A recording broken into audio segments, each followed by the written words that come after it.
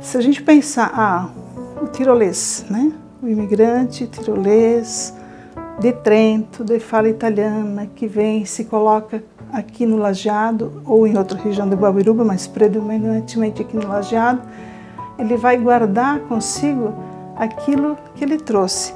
Esse imigrante, ele era, por exemplo, pouco letrado, né? Ele não era intelectual, ele era um homem do campo.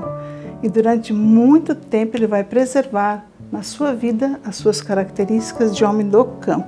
Os primeiros lotes lá, quem conhece o início do Lajeado, são extremamente... Todos os lotes eram montanhosos, as terras inférteis de segunda e terceira classe. E tudo isso propiciou uma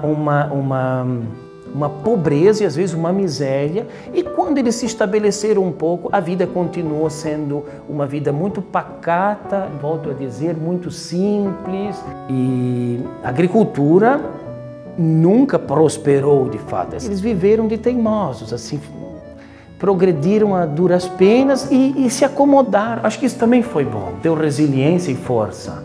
E as famílias se criaram e foram numerosas, e daqui saiu muita gente, e, enfim. Essa gente foi dar em muitos lugares, e hoje poderíamos fazer uma pesquisa também desses sobrenomes daqui que estão em outras cidades e até estados e são muito prósperos, e enfim. Mas os que moraram aqui foram sempre muito pobres, todos eles. Olha, era muito difícil, a gente era muito pobre, né? A gente passou por muitas dificuldades, né?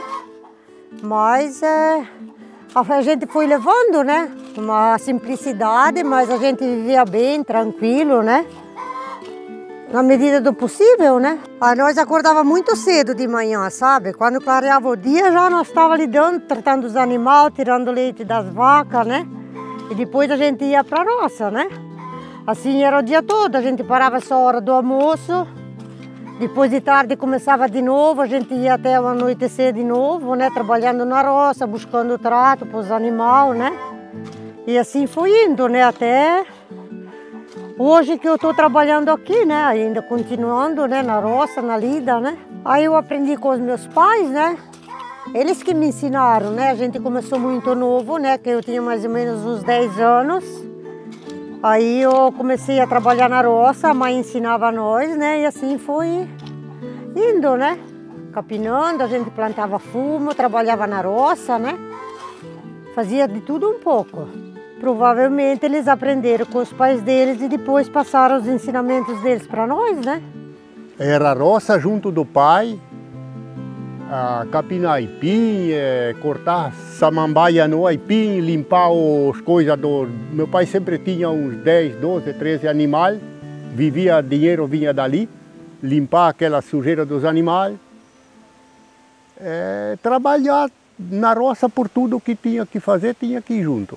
E aqui no Lajeado eu tive a graça de encontrar o Vicente Romani, que eu o visitava com muita frequência, e ele é filho de um imigrante que esteve aqui, um dos primeiros, Romani. O pai dele foi o primeiro que abriu uma venda aqui. Pela primeira vez o colono podia intercambiar os produtos que produzia, né?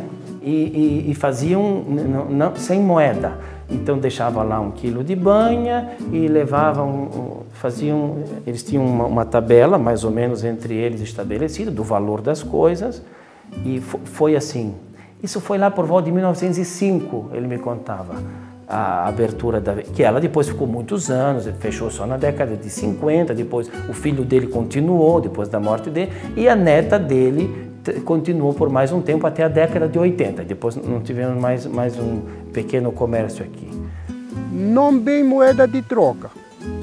Uma época meu pai tinha umas 2, 3 vacas de leite, ele tirava o leite, comprou uma desnatadeira, levava lá para Guabiruba, naquela época existia a cooperativa, E lá na cooperativa comprava alguma coisa, ficava aquilo lá como crédito.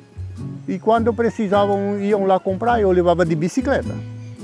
Lá para Guabiruba, lá para o centro. Com meu pai, na época das laranjas, das tangerinas, ele tinha muitos pés de laranja. Ele colhia e vendia lá no centro de Brusque. O mais que ele vendia era a época da laranja e a tangerina. Aí eu ia junto, também ajudava um pouco lá na calçada, quando ele tinha alguns de caroça, que estava cheio de caroça lá no centro de Brusque. Que ele conhecia, ele vendia um pouco para um, o outro já pegava e ia para outra rua vender. Ou vendia nas casas, dentro de um balde, laranja ou tangerina. Depois ele passava lá, comprava uma ferramenta lá no Streca naquela época, ou outras lojas no percurso que tinha alguma coisa de comida, às vezes pouca coisa, porque não gerava muito dinheiro, ou às vezes comprava uma roupa longe uma vez da outra. Não era todo mundo igual, não tinha trabalho, muitos iam trabalhar, cortar madeira de machado lá para o faxinal, que eles falavam, ficavam a semana toda lá. Não tinha trabalho para ganhar um dinheiro. Quase todo mundo vivia nessa depois de que eu tinha 20 anos. Nós botamos estufa de fumo e fomos trabalhando no fumo, que dava um dinheiro um pouquinho melhor.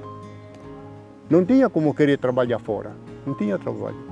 Eu acredito que os italianos, por mais que eles tenham ido para aquela região, principalmente, né, do Lajeado Alto, que é uma região mais pacata, digamos assim, né?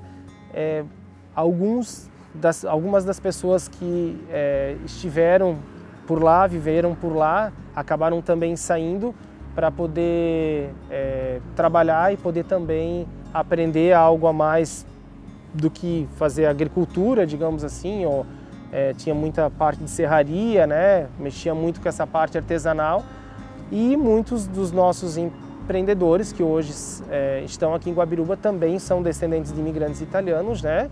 E que, através do seu esforço, através dos seus estudos, da sua experiência de trabalho em grandes empresas, conseguiram e ajudaram a estar, digamos, fazendo com que Guabiruba seja o que é, né? Eu, em especial, a nossa empresa, ela não é uma empresa, a Stedley, né? Materiais de construção e acabamentos, não é uma empresa grande, mas é uma empresa que está há 36 anos no mercado. Então a minha família é uma família empreendedora e a gente também faz essa diferença, né? A gente contribui com Guabiruba e faz com que Guabiruba seja uma cidade melhor, né? Então, assim como a nossa empresa, ela é uma empresa que ajuda ao crescimento de Guabiruba, vários outros também, outros empresários, outros empreendedores de sobrenome italiano também contribuíram para que Guabiruba seja o destaque aqui na nossa região, também nessa questão de trabalho.